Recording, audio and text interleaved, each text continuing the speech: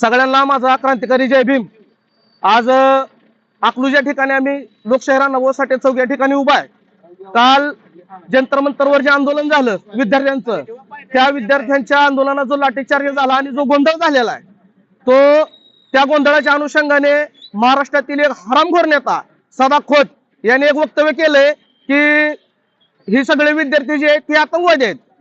खरं तर मला एक सांगायचं, या भारताच्या व्यवस्थेने सगळ्यात पहिल्यांदा आम्हाला कॉक्रोच ठरवलेला आहे, त्याच्यानंतर आतंकवादी ठरवलेला आहे, त्याच्यानंतर आता राष्ट्रद्रोही म्हणून बी घोषित करतील। पण एक सांगतो, हा विद्यार्थ्यांसाठी जो लढा चाललेला आहे तो मागे हटणार नाही। आम्ही सगळे विद्यार्थी, आम्ही सगळे संघटक, सामाजिक कार्यकर्ते मिळून त्या लढ्याच्या पाठीमागे आहोत। सोनम वांगचुक आणि अभिजित दिपके यांना पाठिंबा आहे। आणि आज आपल्या या महाराष्ट्रामध्ये या सध्या खोत नावाच्या हरामखोरानं जो विद्यार्थ्यांना आतंकवादी म्हणून घोषित केलेला आहे, त्याच्याबद्दल आज आम्ही सगळ्यांनी एक विद्रोही आंदोलन केलेलं आहे। आज आम्ही पान खाऊन त्याच्या तोंडावरती थुकलेलो आहे, कारण पुतळा जाळणे ही गोष्ट वेगळी आहे। खरं तर यांची जागा, अशा हरामखोरांची जागा ही इथंच आहे, म्हणून यांच्यावर आम्ही आज थुकून यांचा जाहीर निषेध या ठिकाणी केलेला आहे।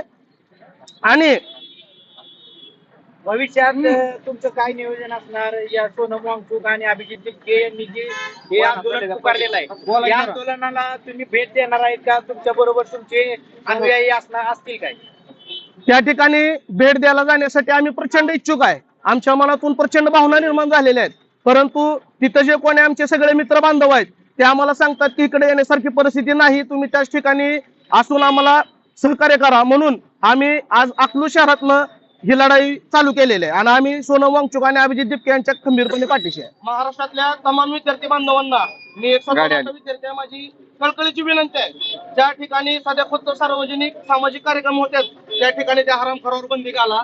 अरे सध्या खुद्द करायचं काय? सध्या खुद्द करायचं काय?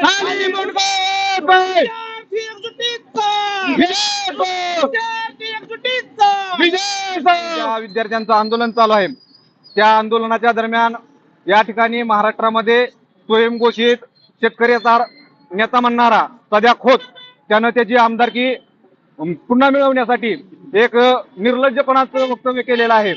त्यानं असं म्हणलेलं आहे की ह्या देशातील आंदोलनकर्ती जमात ही आतंकवादी आहे। तुला आमचं एकच सांगणं आहे, तू जर खऱ्या एका बापाच्या पुढची औलाद असतील तर तू याचं बोलणार नाही। उद्या जर ही वेळ तुझ्यावर आली असती, तुझ्या घरातल्या लेकरावर आली असती, तर तू काय केलं असतं? उद्या येणारी पिढी तुला विचारेल की ज्या वेळेस विद्यार्थ्यांवर लाठीचार्ज होत होता, अश्रुधुराच्या खांड्या सोडल्या जात होत्या, विद्यार्थी रक्ताबंबाळ होत होते, त्यावेळेस तू काय सांगणार? तू सांगणार का मी माझे आमदारकी वाचवण्यासाठी मी ह्यांची भार खात होतो? ह्या निर्लज्ज सरकारचा आणि ह्या सदाखोतचा करल तेवढा निषेध आहे।